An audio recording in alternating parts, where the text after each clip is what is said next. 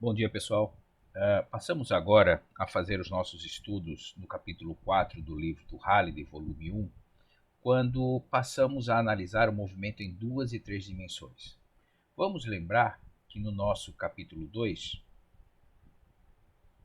tá, nós estudamos o movimento unidimensional. E lá, por ocasião, a gente simplesmente dizia que a posição era x inicial, era x num determinado tempo qualquer, certo? Então era isso que acontecia lá.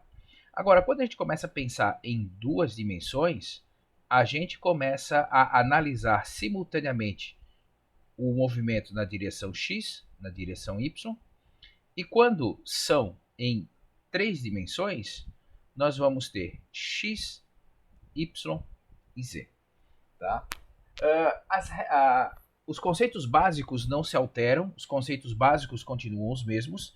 Entretanto, não tem como negar, o grau de complexidade ele acaba ficando maior. Por exemplo, tá? Então vamos lá desenhar o nosso eixo XY, Z.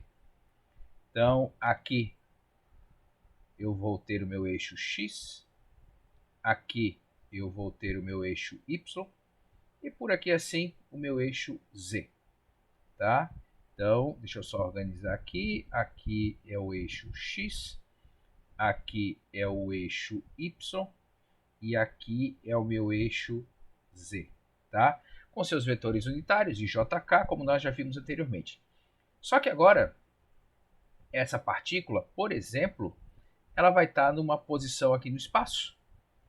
E o fato dela estar no espaço faz com que, a partir de agora, eu tenha que posicionar ela através de um vetor.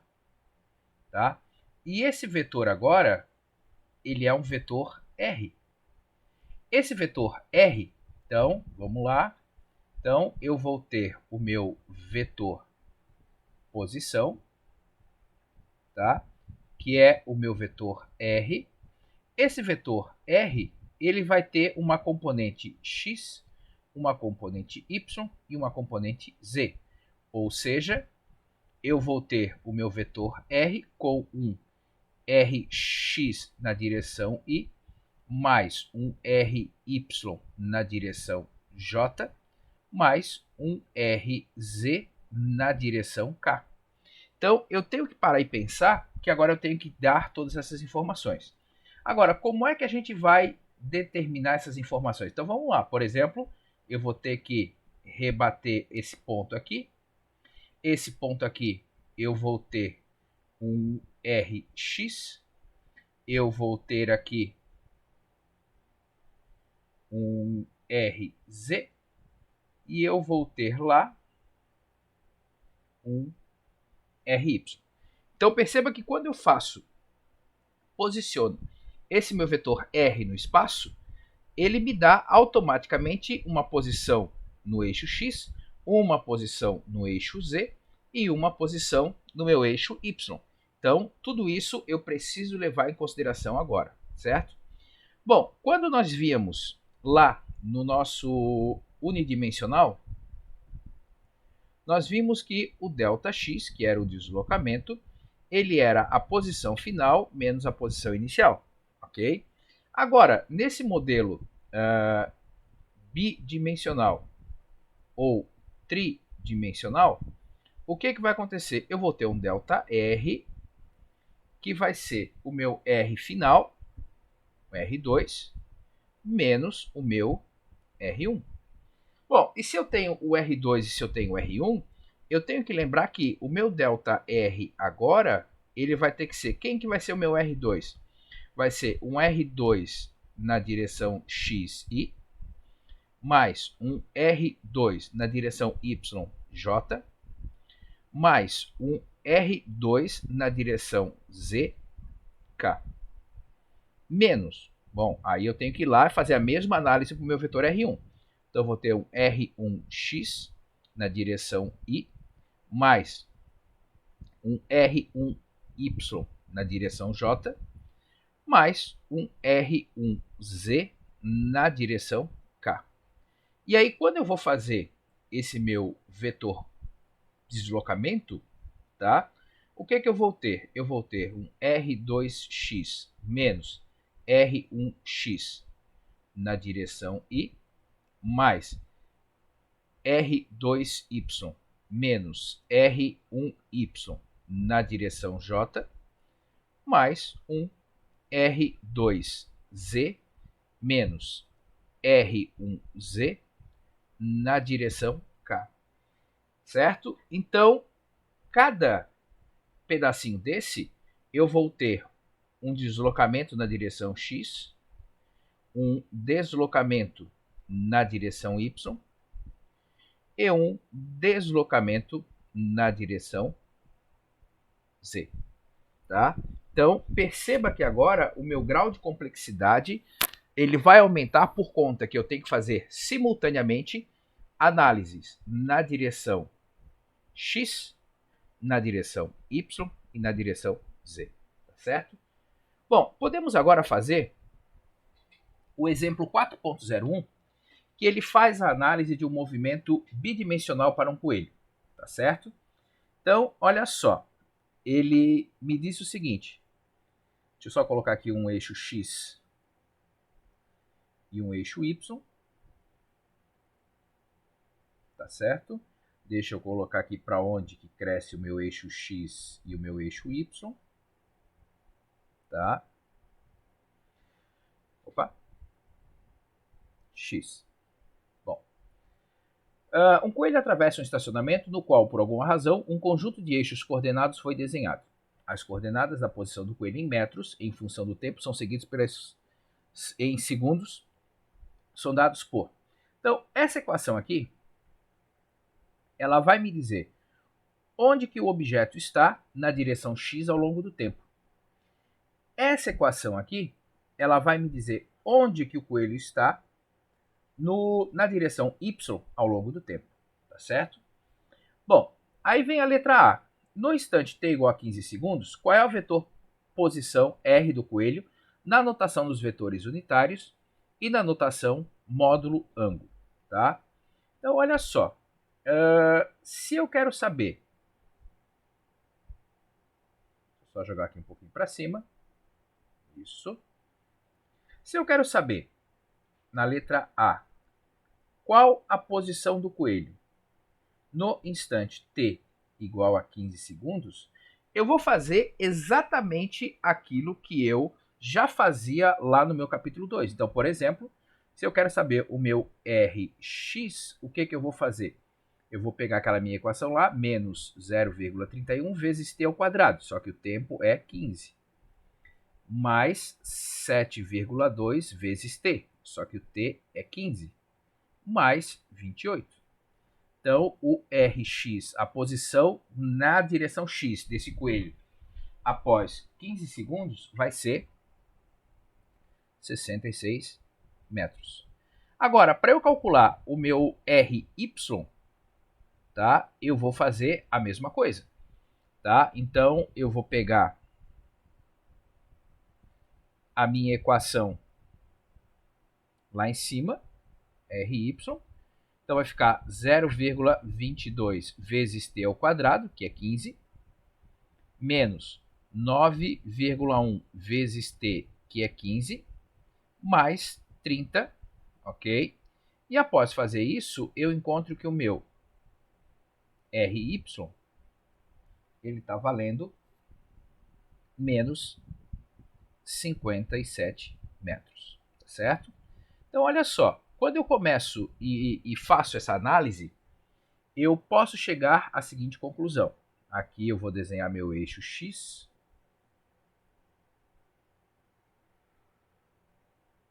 Aqui vou desenhar o meu eixo Y. Tá? Vou colocar aqui sentido positivo é para cá. Sentido positivo é para cá. Tá? Conforme a gente acabou de fazer os cálculos, tá? O Rx é mais 66 metros. Então, vou marcar, por exemplo, aqui mais 66 metros para o meu eixo X. Tá? E menos 57 metros para o eixo Y. Então, alguma coisa aqui, por exemplo, menos 57 metros na direção Y. Tá? Então, se eu quiser desenhar o meu vetor posição nessas condições, tá? Vai ser algo assim. Então, esse é o meu vetor posição, tá? Referente ao instante de tempo 15 segundos, tá certo? Bom, agora vamos parar e vamos pensar. Ele me pediu que eu forneça isso em vetores unitários, tá? Então, nos vetores unitários, a gente pode simplesmente chegar à seguinte conclusão, que com essa informação e essa, tá? O meu vetor posição, ele vai ser 66 metros na direção I, menos 57 metros na direção J. Então, essa é a notação nos vetores unitários. Só que ele também quer a relação módulo-ângulo. Para eu poder calcular o módulo, então o que acontece? Eu tenho aqui o módulo do meu Rx, tá? Então aqui eu tenho o meu Rx, aqui eu tenho o meu Ry. Se eu quero saber o módulo de R, R ao quadrado vai ser quem? O Rx ao quadrado mais o Ry ao quadrado. Então, o R ao quadrado vai ser Rx 66 ao quadrado mais o Ry, que é menos 57 ao quadrado. Quando você resolve isso e tira a raiz quadrada, você vai perceber que o módulo de R vai fechar 87 metros. Só que eu preciso saber um ângulo, certo? Então, um dos ângulos que eu posso ter de informação e fornecer é esse ângulo θ aqui, certo? Esse ângulo θ, ele está sendo fornecido em relação ao eixo positivo do eixo x no sentido horário. Então, eu preciso fornecer todas essas informações, tá certo? Então, para eu calcular esse ângulo, vamos lembrar que a gente fazia esse triângulo aqui, ó. Aqui, aqui e aqui. Seus respectivos cateto oposto, cateto adjacente e a sua hipotenusa, tá? Se eu usar que tangente de θ é igual a cateto oposto, que é menos 57, sobre cateto adjacente, que é 66, tá? Então você vai achar que a tangente de θ, fazendo os devidos cálculos, que o θ vale menos 40,79 graus. Tá? Então esse menos aqui está me indicando que ele é no sentido horário, tá certo? Então, se eu quisesse colocar no sentido horário, eu faria 360 graus menos esse valor aqui, ok? Tendo feito tudo isso, ele tem ainda a letra B. E a letra B ele pede assim, desenhe o gráfico da trajetória do coelho de t igual a 0 até t igual a 25. Então, o que eu posso fazer? Eu vou, por exemplo, selecionar essa minha equação aqui do eixo x, tá? E nela eu vou colocar valores. T igual a 0 segundos, T igual a 5 segundos, e vou colocar valores até chegar ao T igual a 25 segundos. Da mesma forma, eu vou fazer o mesmo procedimento na direção Y. Então, eu vou colocar valores aqui, aqui, os mesmos valores que eu usar para X. Por quê? Porque quando eu vou colocar isso no meu eixo XY, tá? Opa. Quando eu vou colocar isso no meu eixo XY, tá? Eu vou ter para cada pontinho desse uma informação X e uma informação Y, certo? E aqui vai ser a minha posição para os 0 segundos, depois uma posição para os 5 segundos e assim sucessivamente. Eu já peguei lá no livro do Halliday o exercício pronto. Então, olha só, no instante 0 segundos, ele estava um pouco antes do 30, tá?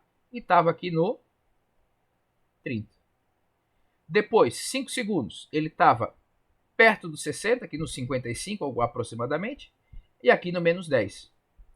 Depois, em 10 segundos, ele estava aqui nos 70 praticamente, e aqui no menos 40. E aí tu conseguiu desenhar e informar onde que esse coelho estava à medida com que o tempo passava. Lembra que a gente calculou para o tempo igual a 15 segundos? Então quer dizer que nesse caso aqui, ó, o meu vetor posição, lá no instante 15 segundos, fazendo aí aproveitando o desenho que o próprio Halliday nos forneceu, tá certo? Ele está aqui, ó. Então esse é o vetor posição para o instante de tempo 15 segundos, tá certo? Fazendo aqui em escala, bonitinho, organizado. Mas aqui eu fui calculando para 0 segundos, para 5 segundos, para 10, para 20, para 25, a posição e a trajetória que o coelho percorreu ao longo de todo o movimento dele, ok? Num próximo passo, o nosso objetivo é calcular a velocidade. Agora, ela não é mais só uma velocidade média, ela é uma velocidade vetorial média, tá? E essa velocidade vetorial média, ela vai ser um vetor, porque ela tem a direção x, y, z, tá? E o delta R por delta t, ok? Lembrando que esse meu delta R, como nós vimos anteriormente, ele vai me fornecer um delta x na direção y, só que agora eu vou dividir pelo tempo, mais um delta y na direção j, que eu também vou dividir pelo tempo, tá? Mais um delta z na direção k, que eu também vou dividir pelo tempo. Se você lembra de todas as informações que a gente já fez, tá? Isso significa dizer que eu vou ter uma velocidade média na direção x, vou ter uma velocidade média na direção y, vou ter uma velocidade média na direção z. Mas além da velocidade vetorial média, eu vou ter a minha velocidade vetorial instantânea. Então, velocidade vetorial instantânea. Então vamos lá. A minha velocidade vetorial instantânea, assim como já acontecia na minha velocidade instantânea lá no capítulo 2, ela vai ser a derivada do r em função do tempo, tá? Então, novamente, aqui eu vou ter uma velocidade dx dt na direção y, mais uma velocidade dy dt na direção j, mais uma velocidade dz dt na direção k. Ok? Então, novamente, eu vou ter uma velocidade vx, vy, vz. Bom, agora como é que a gente consegue identificar a diferença entre elas pensando numa análise gráfica? Tá certo? Então, por exemplo, eu vou desenhar aqui o meu eixo x e o meu eixo y. Tá? Então, aqui está o positivo do x, aqui está o positivo do y. Eu vou desenhar aqui uma trajetória qualquer. Tá? Bom, eu vou ter aqui, por exemplo, um vetor posição R1.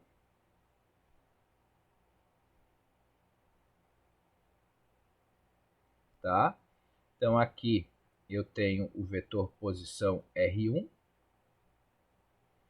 Eu vou ter aqui um vetor posição R2. Por exemplo, esse daqui. Tá? E para eu calcular a minha velocidade vetorial média, então, a minha velocidade vetorial média, eu tenho que saber o delta R sobre delta T. Bom, quem é o meu ΔR? O meu ΔR vai ser R2 menos R1, que vai ser esse vetor aqui, que vai ligar daqui até aqui. Então, esse é o meu ΔR. Bom, agora vamos pensar. Se o meu ΔR tem uma direção em sentido fixa, a minha velocidade vetorial média também vai ter que estar nessa direção em sentido. Ou seja, a minha velocidade vetorial média vai ter que estar, de alguma forma, atrelada aqui. Então, essa é a minha velocidade vetorial média. Agora, a minha velocidade instantânea. Então, por exemplo, nesse ponto aqui, a minha velocidade instantânea vai, por exemplo, estar aqui, ó. Tá? Então, aqui eu tenho a velocidade instantânea, vetorial instantânea, na posição 1. Aqui, na posição 2, eu vou ter a minha velocidade vetorial instantânea na posição 2. Tá? Então, cada uma vai ter a sua direção em sentido. Ok? Essa aqui, como é uma derivada, ela vai ser tangente à trajetória, sempre. Então, ela vai tocar a trajetória num único ponto. Ok? E aí, na sequência, o livro do Halliday, ele retorna ao problema do coelho. E ele faz o seguinte.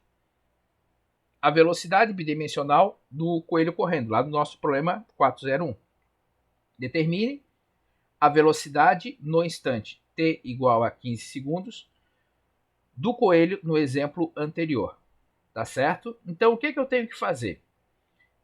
Ele quer saber a velocidade no instante. Ele não quer saber a velocidade vetorial média. Tá? Então, se ele quer saber a velocidade instantânea, o que eu vou ter que fazer? Eu vou ter que fazer achar quanto que vale a Vx, que vai ser a minha dx dt.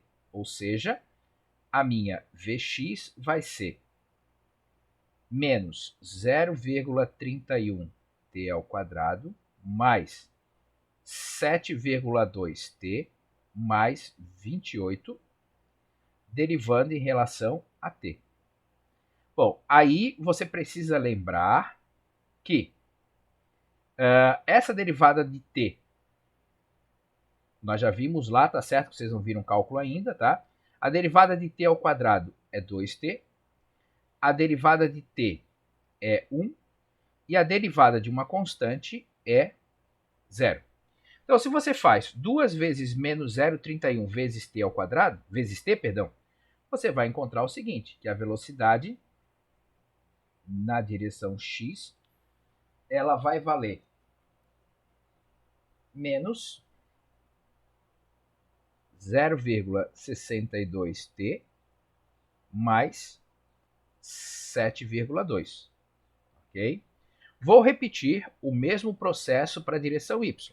Então, a velocidade na direção y vai ser dy dt, ou seja, a velocidade na direção y vai ser 0,22 t ao quadrado menos 9,1 t mais 30, derivando em relação ao tempo.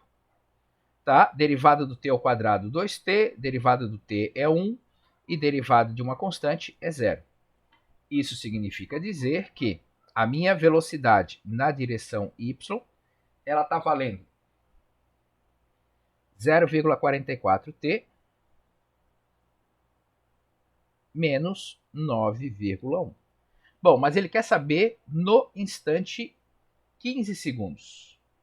Ok? Então, o que eu vou fazer? Eu vou pegar, no lugar desse t aqui, e vou colocar 15. No lugar desse t aqui, eu vou colocar 15. E vou encontrar que a velocidade x no instante 15 segundos, ela vai valer menos 2,1 metros por segundo, que a velocidade y, perdão, no instante 15 segundos, ela vai valer menos 2,5 metros por segundo. Então, organizando essas informações para deixar tudo bonitinho, então quer dizer que a minha velocidade instantânea no instante 15 segundos, ela está valendo menos 2,1 metros por segundo na direção I, mais menos 2,5 metros por segundo na direção J. Tá ok? Então, é isso que está acontecendo com a minha velocidade. Tá? Se eu quiser desenhar essa velocidade, levando em consideração os meus eixos x, y, tá? Então, aqui eu tenho o x, aqui eu tenho o y, tá? Só que agora aqui vai ser o meu vy, aqui vai ser o meu vx, tá? Então, o meu vx está valendo menos 2,1. Acabei desenhando para o lado errado. E o menos vy para cá, menos 2,5. Então, se eu coloco aqui, ok? O meu vetor velocidade instantânea nesse momento vai ser esse. Tá? Então, esse é o meu vetor velocidade instantânea no instante de tempo 15 segundos. Tá certo? Bom, para terminar essa parte inicial, nós vamos continuar o mesmo raciocínio, só que agora a gente vai ver o quê? A aceleração vetorial média. Tá? E aí perceba que o raciocínio vai ser exatamente o mesmo, né? Então, a minha aceleração vetorial média, ela vai ser a velocidade no ponto 2, vetorial, menos a velocidade no ponto 1, vetorial, e eu vou dividir isso pelo tempo. Ou seja, eu vou ter uma variação de velocidade sobre tempo. Tá? Se eu quero saber a minha aceleração instantânea, novamente eu vou ter a derivada da minha velocidade instantânea em relação ao tempo. Tá? Então aqui eu tenho a minha aceleração instantânea. Ok? Então perceba que eu nem vou ficar agora nesse momento fazendo análises maiores, né? Mas eu tenho que tomar cuidado que o raciocínio é o mesmo, né? Aceleração média, variação da velocidade vetorial sobre tempo. Aceleração instantânea, a derivada da velocidade sobre o tempo. Tá ok? Bom, eu acho que convém recordar nesse momento que é necessário fazer uma análise muito cuidadosa, tá? Daquelas questões dos sinais das velocidades da aceleração. Se velocidade e aceleração estão para o mesmo lado, naquela direção x ou y ou z, tá? Eu vou ter um aumento de velocidade. Se elas estiverem para sentidos opostos, eu vou ter uma diminuição de velocidade. E aí eu tenho que analisar isso em relação a x, a y e a z. Tá ok? Bom, e novamente ele faz referência lá ao nosso probleminha do coelho, né? Então ele quer saber qual a aceleração no instante 15 segundos.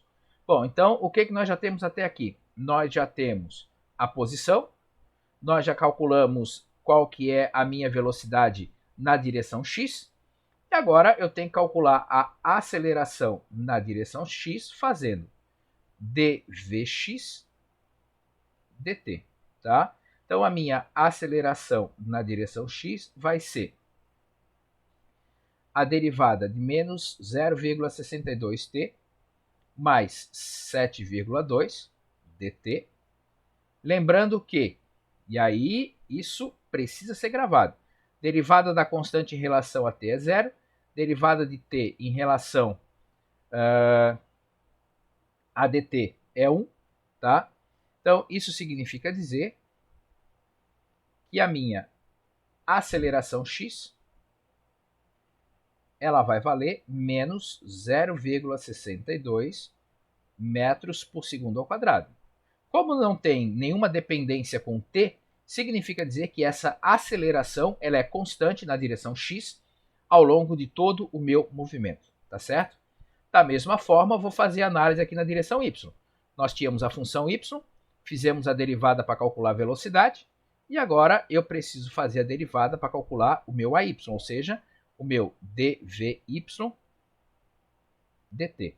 Então, a minha aceleração na direção y vai ser a derivada de 0,44t menos 9,1, derivando em relação a t, e a minha derivada na direção y vai ficar 0,44 metros por segundo ao quadrado.